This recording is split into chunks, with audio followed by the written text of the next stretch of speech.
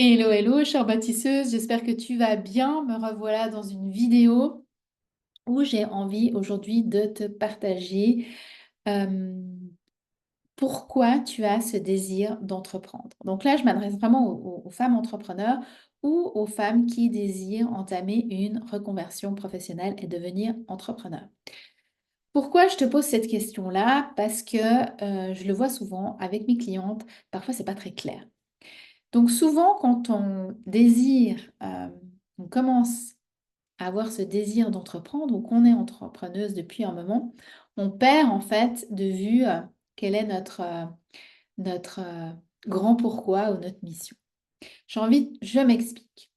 Donc quand on entreprend, quand on décide d'entreprendre, souvent c'est parce on désire de la liberté.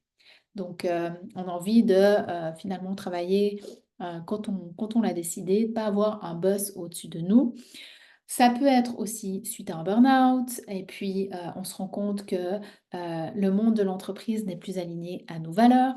Ça peut être aussi parce qu'on n'utilise pas notre plein potentiel et que l'on décide de voler de nos propres ailes. Et ça peut être aussi parce qu'on a envie de créer beaucoup d'argent et puis dans le monde du salariat, parfois, on a des plafonds de verre comme ça, surtout quand on est femme, et c'est compliqué de créer plus ou d'en recevoir plus. Ça, c'est souvent ce que j'entends, pourquoi je désire entreprendre ou pourquoi j'ai créé mon entreprise. Derrière, alors, il y a des personnes qui le savent et ils savent pourquoi ils entreprennent. C'est beaucoup plus grand finalement que juste l'argent, la réussite, le désir d'utiliser son potentiel. C'est beaucoup plus grand que ça. C'est que derrière, il y a une mission et un grand pourquoi. Et c'est ça qui va faire que tu tiennes sur le long terme. Si c'est que pour l'argent, franchement, euh,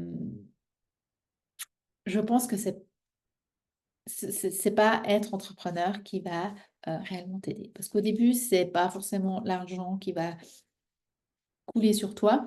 Au début, tu dois te faire connaître, tu dois développer ton réseau.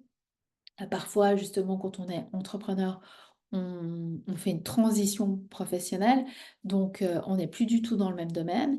Et là, on doit tout recréer une connexion, aussi asseoir sa légitimité dans notre nouveau domaine d'activité.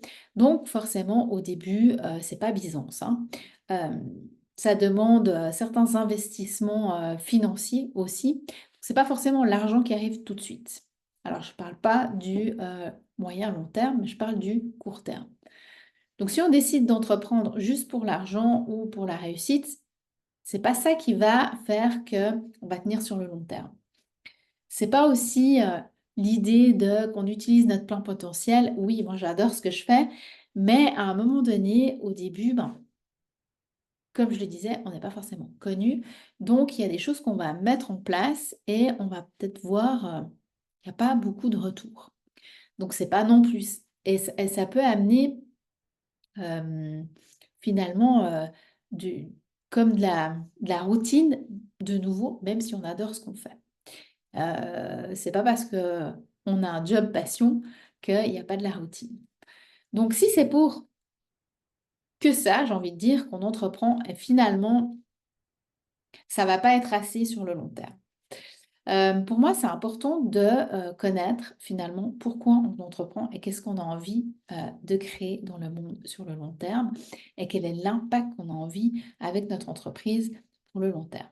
Alors, ça peut être un impact écologique, ça peut être un impact financier pour des organisations, pour contribuer plus au niveau du monde, au niveau financier aussi, pour contribuer financièrement au bien-être de notre famille, d'aider nos parents.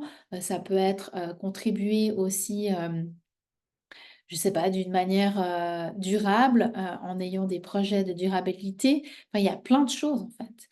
Et quand on est très clair par rapport à la mission de notre entreprise et de ce qu'on a envie de créer avec notre entreprise sur le long terme, ça va être beaucoup plus facile finalement d'être là sur le long terme encore dans 5 ans. Parce que la plupart des entrepreneurs, au bout de 5 ans, je crois qu'il y a 50% qui n'est plus entrepreneur parce que justement ça demande du temps, de la résilience, du leadership aussi et de continuer d'avancer malgré parfois le peu de résultats qu'on a au début.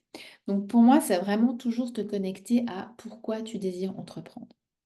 Quel est vraiment ce grand pourquoi à l'intérieur de toi qui fait vibrer ton cœur? Et si tu ne le sais pas, je te propose vraiment de prendre du temps euh, avec ça, te poser des questions. Et tu peux te poser des questions telles que qu'est-ce qui t'agace dans le monde actuellement?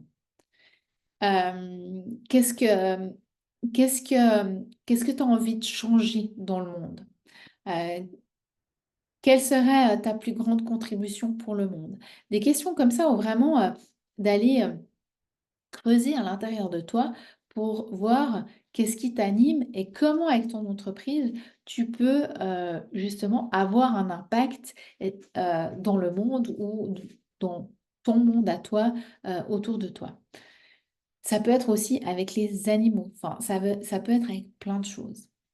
Et quand on a vraiment ce, ce- cette clarté par rapport à pourquoi on entreprend, c'est pas de l'oublier avec le long terme. Ce que je vois aussi parfois avec des entrepreneurs que ça fait un moment qu'elles entreprennent, depuis plusieurs années, il y a comme une espèce de routine qui arrive et finalement elles savent plus vraiment pourquoi elles entreprennent, elles savent plus vraiment quelle est leur vision et qu'est-ce qu'elles ont envie, comment elles ont envie d'impacter le monde justement. Et quand on est une bâtisseuse de demain, notre objectif principal, c'est de pouvoir impacter le monde au maximum et surtout de changer les codes, de briser les codes, de, de- d'avoir un impact aussi pour les futures générations, que le monde change, qu'il évolue et oui, voilà, qu'on fasse ce qu'ont fait nos grands-mères, nos mères. euh, le changement, par exemple, pour la pilule ou bien des choses comme ça ou pour le droit de vote des femmes, bah, de continuer en fait ce mouvement-là. Alors ça ne veut pas dire girl power et puis on va changer le monde, mais c'est vraiment, OK, qu'est-ce que j'ai envie d'impacter avec mon entreprise? Et je me tiens à ça en fait, je reste toujours connectée à ça et c'est ça qui va vous faire que vous serez là encore dans 5 ans ou dans 10 ans. Je vous souhaite une belle journée et je vous dis à bientôt pour une prochaine vidéo.